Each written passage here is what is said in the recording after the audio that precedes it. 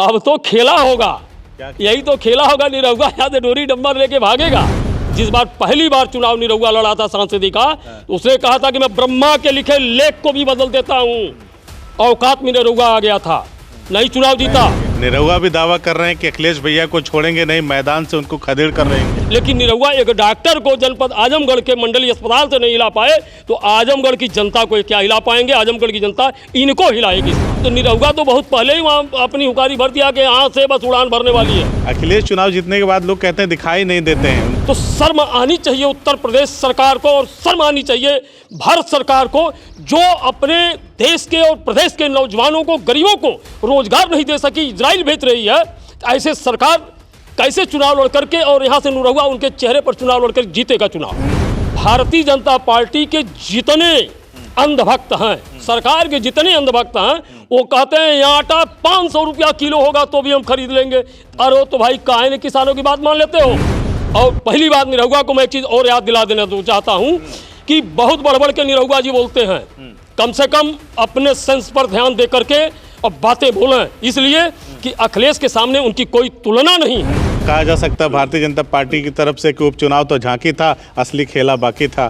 तो अब बाकी खेला तो हम दिखाएंगे ना। कैसे बाकी खेला हम दिखाएंगे। प्रदेश सरकार चलाने में नाकाम है, ऐसे में योगी सरकार को नैतिक जिम्मेदारी लेते हुए अपने पद से त्याग पत्र देना चाहिए। जो व्यक्ति आज तक एक परीक्षा साफ सुथरा नहीं करा पाया, उसके परीक्षा में हर एक प्रश्न पत्र लीक हो जा रहा है। अब तो लोग ये कहते हैं कि उत्तर प्रदेश किसे कहते हैं? जिस प्रदेश में परीक्षा होने से पहले उत्तर आ जाए उसको उत्तर प्रदेश कहते हैं। और निरहुआ को इस बार चुनाव हराएगा, ताकि निरहुआ का घमंड भी टूटना आवश्यक है, इसका घमंड तोड़ा जाएगा। 2024 के चुनावी समर की शुरुआत हो चुकी है। कल भारतीय जनता पार्टी ने उत्तर प्रदेश में 51 लोकसभा सीटों के उम्मीदवारों की घोषणा करके चुनावी सरगर्मियों को बढ़ा दिया है। ऐसा माना जाता है, पॉलिटिकल पार्टियां भी कहती है, आम जनता का भी ये सोचना है कि उत्तर प्रदेश से ही सत्ता का रास्ता होकर के जाता है, यानी कि दिल्ली का रास्ता उत्तर प्रदेश से होकर के जाता है। तो भारतीय जनता पार्टी ने 51 की घोषणा की है, समाजवादी पार्टी ने भी अपने कई प्रत्याशियों की घोषणा की है। सबसे जो दिलचस्प मामला है वो पूर्वांचल की आजमगढ़ की लोकसभा सीट है। हाई प्रोफाइल सीट है, इस पर पहले भी बवाला मचा हुआ था, इस पर आज भी बवाल मचा हुआ है कि क्या होगा, क्योंकि अक्सर जो सांसद हैं यहाँ के भाजपा के दिनेश लाल यादव निरहुआ, वो अखिलेश यादव सपा सुप्रीमो जो हैं उनको अक्सर चैलेंज देते रहते हैं। उनको कहते हैं कि भैया कहीं से भी हो आप चुनाव लड़िए, मैं आपके सामने आके चुनाव लड़ूंगा। तो इसी मामले को, आजमगढ़ के समीकरण को समझने के लिए हमने कांग्रेस के एक नेता हैं पत्रूराम विश्वकर्मा जी, उनको आमंत्रित किया है और हम समझेंगे कि इस बार का चुनावी रण क्या होगा। जिस तरह से 2019 में दोनों नेताओं के बीच में दंगल देखने को मिला था, वैसा इस बार कुछ होगा, क्योंकि जनता कयास लगा रही है। पूरी उम्मीदें हैं। बहुत बहुत स्वागत है पहले तो आपका। बहुत बहुत धन्यवाद। पूरी उम्मीदें हैं कि अखिलेश यादव आजमगढ़ से चुनाव लड़ेंगे और सामने तो निरहुआ है ही। क्या देखते हैं इस बार? देखिए, सबसे बड़ी बात तो यह है कि अखिलेश स्वयं के चेहरा पर चुनाव लड़ेंगे, लेकिन निरहुआ किसके चेहरे पर चुनाव लड़ेगा? अपने चेहरे पर या योगी के या मोदी के? पहले तो यह स्पष्ट होना चाहिए। यदि वो मोदी के चेहरे पर चुनाव लड़ना चाहता है तो मोदी नंबर 1 जुमलेबाज, उनका इस बार कोई असर नहीं होगा। दूसरी बात, यदि योगी के चेहरे पर चुनाव लड़ना चाहता है तो शर्म आनी चाहिए उत्तर प्रदेश सरकार को, और शर्म आनी चाहिए भारत सरकार को, जो अपने देश के और प्रदेश के नौजवानों को, गरीबों को रोजगार नहीं दे सकी, इजराइल भेज रही है। ऐसे सरकार कैसे चुनाव लड़ करके, और यहाँ से निरहुआ उनके चेहरे पर चुनाव लड़कर जीतेगा चुनाव? संभव नहीं है। नहीं, दावा तो 400 पार का हो रहा है। निरहुआ भी दावा कर रहे हैं कि अखिलेश भैया को छोड़ेंगे नहीं, मैदान से उनको खदेड़ कर रहेंगे। देखिए, 400 पार, जहाँ तक आपने 400 पार की बात कहा, ये मोदी जी ने जो कह दिया कि 400 पार पे हम रहेंगे, तो अगर इतना घमंड है, इतना अगर घमंड आपको है कि हम 400 पार लेके आएंगे, तो फिर चुनाव लड़ने की जरूरत क्या है? तब तो आप 400 पार हो गए। अगर लड़ना है तो जनता भी बार बार यही कहती है, सारे पार्टियां भी यही कहती हैं, ईवीएम हटा के आ जाइए, बैलेट पेपर से 400 पार निकाल करके दिखा दीजिए। मान ले कि आप 400 पार निकाल लेंगे, दम नहीं है। आपके कहने का मतलब है कि ईवीएम से 400 पार की बात हो? बिल्कुल, ईवीएम से 400 पार की बात हो रही है। लेकिन इसे ऐसे भी तो कहा जा सकता है कि ये पॉलिटिकल गेम है जो सभी पार्टियां खेलती है। जैसे अखिलेश यादव कह रहे हैं कि 80 में 80, जबकि सर्वे कह रहा है 2 ही जीतेंगे उत्तर प्रदेश में। देखिए, अगर सर्वे 2 कह रहा है तो ये मैं दावे के साथ और गारंटी के साथ कहता हूं कि सर्वे पूर्णतया गलत है। ये संभव नहीं है कि इंडिया गठबंधन मात्र 2 सीट लेके आए। अगर प्रधानमंत्री का 400 कहना गलत है तो अखिलेश यादव का 80 कहना कितना सही है? अब देखिए, बात 80 या 400 में बहुत अंतर होता है। एक ही जहाँ प्रदेश में एक ही प्रदेश की बात हो रही है और यहाँ पूरे भारत में 400 पार कह रहे हैं। ठीक है, तो दोनों लोगों का अलग अलग तरीका है। 80, मेरा जहाँ तक मानना है कि 80 सीट इंडिया गठबंधन भी उत्तर प्रदेश में नहीं लेके आ पाएगा। बड़ा स्पष्ट चीज़ है, इसको हम नकार नहीं सकते हैं। लेकिन जहाँ तक 400 पार की मोदी की बात होती है तो सबसे बड़ी बात 400 पार आएगा कहाँ से? पूरा देश, किसानों को आप नहीं देख पा रहे हैं। जब आपका जो भारतीय जनता पार्टी के जितने अंधभक्त हैं, सरकार के जितने अंधभक्त हैं, वो कहते हैं यहाँ आटा 500 रुपया किलो होगा तो भी हम खरीद लेंगे। अरे तो भाई काहे ने किसानों की बात मान लेते हो? मान लो कह दो मोदी से कि MSP ला के कर दें। जब आप 500 रुपये किलो का आटा खरीद सकते हो, दाल 1000 रुपया किलो का खरीद सकते हो, तो लागू करो ना, किसानों की मांग को पूरा करो।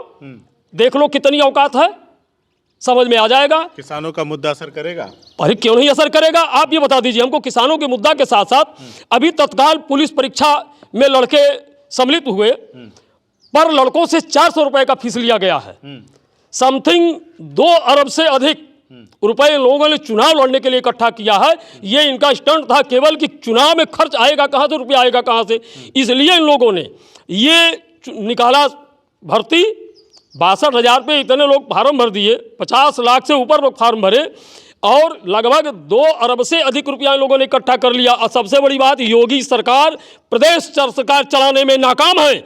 ऐसे में योगी सरकार को नैतिक जिम्मेदारी लेते हुए अपने पद से त्याग पत्र देना चाहिए। जो व्यक्ति आज तक एक परीक्षा साफ सुथरा नहीं करा पाया, उसके परीक्षा में हर एक प्रश्न पत्र लीक हो जा रहा है। अब तो लोग ये कहते हैं कि उत्तर प्रदेश किसे कहते हैं? जिस प्रदेश में परीक्षा होने से पहले उत्तर आ जाए उसको उत्तर प्रदेश कहते हैं।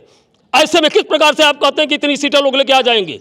माननीय योगी जी को तत्काल त्यागपत्र देना चाहिए। ऐसे में आप त्यागपत्र मांग रहे हैं, कांग्रेस के नेता हैं और योगी जी आज आ रहे हैं जिले में विकास कार्यों को देखने के लिए। कहा जा रहा है कि मंदुरी का एयरपोर्ट शुरू होने वाला है, उसका निरीक्षण करेंगे, विश्वविद्यालय का भी निरीक्षण करेंगे योगी जी, फिर उसके बाद मोदी जी आएंगे।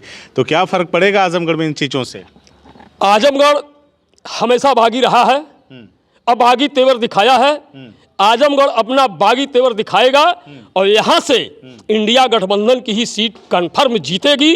और पहली बात, निरहुआ को मैं एक चीज़ और याद दिला देना चाहता हूँ कि बहुत बड़बड़ के निरहुआ जी बोलते हैं। कम से कम अपने सेंस पर ध्यान दे करके और बातें बोलें, इसलिए कि अखिलेश के सामने उनकी कोई तुलना नहीं है।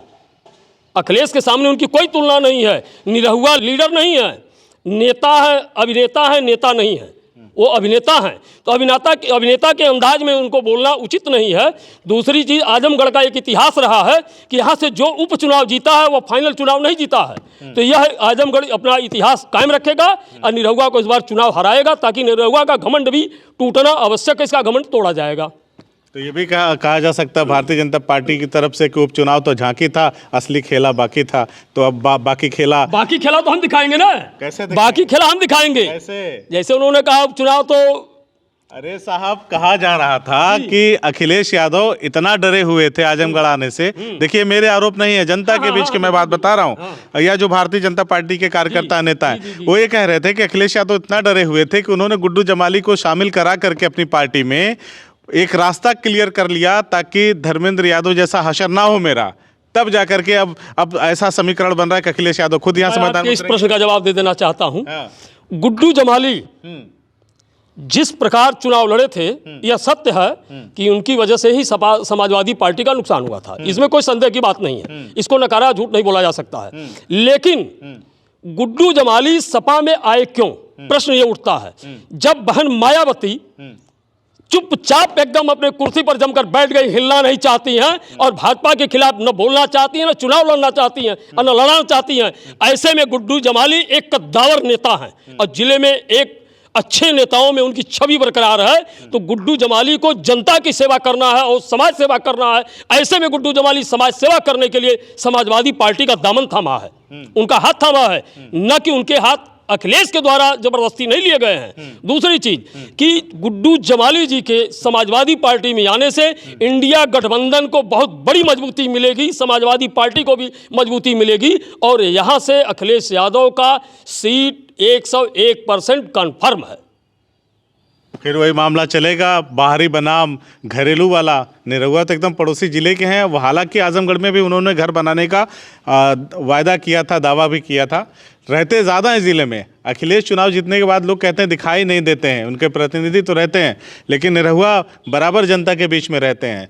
तो जो 1.5 साल तक निरहुआ ने जनता के बीच गुजारा है वो भारी नहीं पड़ जाएगा समाजवादी पार्टी को, अखिलेश को? अच्छा ये बताइए, यह बात अगर मोदी जी से पूछ दिया जाए कि क्या वहाँ बाहरी बनाम क्षेत्रीय नहीं होगा? बनारस में अगर मोदी जी आकर चुनाव लड़ रहे हैं तो कितने दिन मोदी जी वहाँ रहेंगे? कितने दिन रहेंगे? हमको बस इतने बता दीजिए कि मोदी जी कितने दिन बनारस में रहेंगे? एक दिन भी नहीं रहेंगे।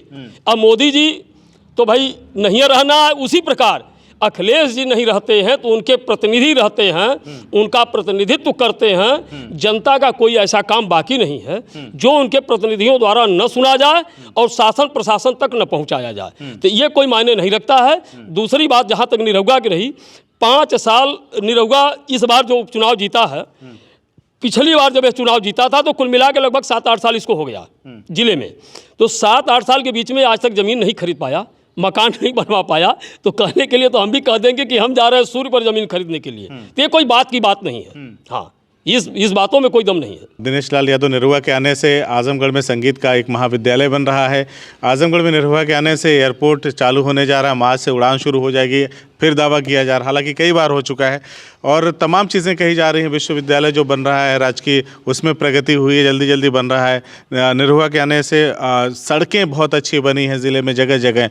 तो ये प्रभाव नहीं है अपने आप में? निरहुआ ने काम नहीं किया है ये सब, इसका असर नहीं? जहाँ तक आपने कहा है एयरपोर्ट की बात, तो एयरपोर्ट बहुत पहले से है आजमगढ़ में। निरहुआ के आने के बाद एयरपोर्ट नहीं बना है। भैया चलता कहाँ था? तो चलता कहाँ मैं बता रहा हूँ, तो निरहुआ तो बहुत पहले ही वहाँ अपनी हुकारी भर दिया कि यहाँ से बस उड़ान भरने वाली है। निरहुआ तो बहुत पहले ही उड़ान भरा रहा था। जिस समय वहाँ के निवासियों द्वारा विरोध किया गया एयरपोर्ट के यहाँ, उससे उसी समय निरहुआ उड़ा रहा था एयरपोर्ट पे जहाजें। तो अभी तक तो उड़ा नहीं पाया, अब उड़ाने की बात है। खैर जब एयरपोर्ट है तो उसका काम जब सुचारू रूप से आगे बढ़ेगा तो निश्चित रूप से उड़ेगी, उड़ाने भरेंगी। दूसरी चीज, मेरे देखने में तो कोई ऐसा आजमगढ़ में विकास नहीं हो गया है जो धरातल पे दिख रहा हो। रहा सवाल विद्यालय का, तो विद्यालय के लिए आप भी जानते हैं कि तमाम संगठन ने धरना प्रदर्शन दिया, जिसमें मैं भी सम्मिलित था। मैं भी अपने संगठन के साथ सम्मिलित था। Crime information bureau of India organisation जो संगठन था, उस संगठन के साथ हम लोग भी पहुंच के धरना प्रदर्शन दिए थे। तो ये योगी जी ये वही नहीं विद्यालय आजमगढ़ को दिए हैं, मांग हमारी थी, हमने छीना है, इनसे मांगा है। इतना लड़ाई लड़ने के बाद इन्होंने दिया है। तो जब कोई बच्चा पैदा हो गया है तो धीरे धीरे ज़मीन पर चलेगा ही, जब उसका समय आ जाएगा तो चलना शुरू करेगा। तो विद्यालय का जब नींव रख दिया गया, निर्माण शुरू हो गया, तो उसको बनना है, चालू होना है। तो उसमें कौन सी बहुत बड़ी चीज़ इन लोगों ने कर दिया है कि नहीं एक बहुत बड़ी काम हो गई है। रहा सवाल संगीत घराना, तो हरिहरपुर संगीत घराना रहा है पहले से, आज इनके आने से वहाँ संगीत नहीं बढ़ रही है। निरहुआ के आ जाने से वहाँ संगीत का बहुत वर्चस्व नहीं बढ़ गया। हरिहरपुर घराना बहुत पहले से संगीत का जुझारू और संगीत में एक नामी क्षेत्र गिना हुआ है, उसका कोई असर नहीं है। संगीत विद्यालय बनवा रहे हैं, अच्छी बात है। ये बताइए कि क्या जैसे घरेलू बनाम बाहरी का मामला चलेगा? ऐसा कुछ नहीं चलेगा, नहीं चलेगा, नहीं चलेगा। अगर ऐसा चलेगा तो ये चीज़ बनारस में भी लागू होगी। अच्छा, क्या बेहतर होता अखिलेश यादव यहाँ क्षेत्रीय किसी व्यक्ति को टिकट दे देते? हाँ, बेहतर जरूर होता, लेकिन एक चीज़ और है, हर पार्टी जो चीज़, देखिए मैं पार्टी से हट के कह रहा हूँ, हालांकि पार्टी में तो एक जिम्मेदार होने के नाते नहीं भी कहना चाहिए, हर व्यक्ति अपनी सीट कंफर्म करने के लिए, जीतने के लिए हर दांव चलता है। जो राजनीति में एक शुरू से चला आ रहा है, आज भी चल रहा है। तो स्वाभाविक है कि आजमगढ़ से अगर अखिलेश जी लड़ रहे हैं तो बुरी बात नहीं है। हाँ, किसी को इतराज नहीं। कौन जीतेगा? सांसद निरहुआ एक बार फिर जीतेंगे या अखिलेश यादव? अब तो खेला होगा, क्या यही तो खेला होगा। निरहुआ यहाँ से डोरी डंबर लेके भागेगा। निरहुआ को फाइनल चुनाव नहीं जीतना, दांव उल्टा ना पड़ जाए। कतई नहीं। हाँ। मैं बड़े स्पष्ट शब्दों में कहता हूँ कि निरहुआ का घमंड, जिस बार पहली बार चुनाव निरहुआ लड़ा था सांसदी का, तो उसने कहा था कि मैं ब्रह्मा के लिखे लेख को भी बदल देता हूँ। औकात में निरहुआ आ गया था, नहीं चुनाव जीता। मैं इस बात पे आपको रोकूंगा कि जैसे निरहुआ ने कहा था कि मैं विधि के लेख को, अमूमन लोग जो रचनाकार हैं, कवि हैं, ये कहते हैं अपनी रचनाओं में कि अगर इंसान चाहे तो विधि के लेख को मिटा सकता है, तमाम मेहनत से, अपनी परिश्रम से। एक तो बातें मैं आपकी बातों को बता रहा हूँ। निरहुआ कोई कवि नहीं है, गायक है। कोट किया था उन्होंने, कोट किया था। वो गायक है, कवि नहीं है। किसी का उदाहरण नहीं दे सकते वो? नहीं, सुन लीजिए, कवि नहीं है, गायक है। दूसरे के लिखे हुए गानों को गाते हैं निरहुआ। तो कवि अगर एक बात लिख दे, किसी चीज को कह दे, तो माना जा सकता है। लेकिन विधि के लिखे हुए को, लेख को बदलना बहुत कठिन चीज है। विधि की व्यवस्था को कोई टाल नहीं पाया है। तो जिन्होंने लिखा था फिर उनको लिखना ही नहीं चाहिए था ये इस तरह से? नहीं, ये चीजें तो गलत है। देखिए, निरहुआ का कहना बिल्कुल गलत है।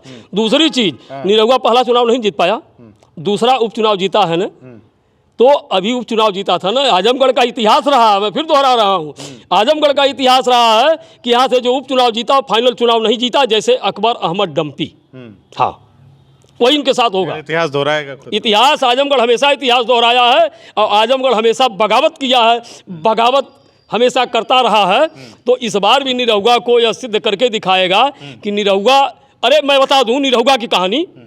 निरहुआ यहीं आजमगढ़ डिस्ट्रिक्ट हॉस्पिटल में डॉक्टर चंद्रहास जी हैं, जिनके खिलाफ शासन तक लिखा, लेकिन एक डॉक्टर को ही नहीं हिला पाए तो और क्या कर पाएंगे। मैं खुले में कहता हूं इस बात को।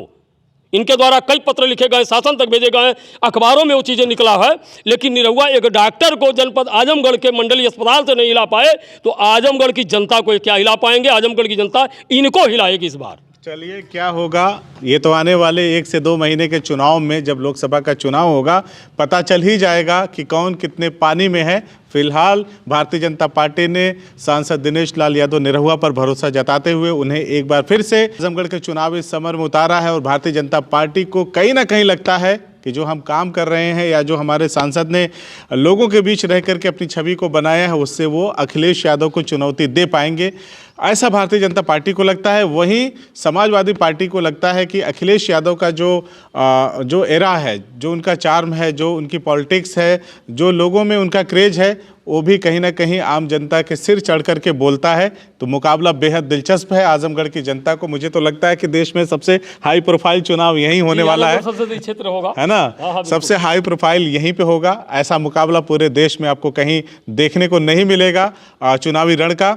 तो हम पल पल की अपडेट, चाहे वो अखिलेश यादव से जुड़ी होगी, चाहे सांसद दिनेश लाल यादव निरहुआ से जुड़ी होगी, आम जनता से जुड़ी होगी, उसको आपको दिखाते रहेंगे। आप देखते रहिए बदलेगा भारत। हमसे बातचीत करने के लिए बहुत बहुत शुक्रिया आपका। बहुत बहुत धन्यवाद।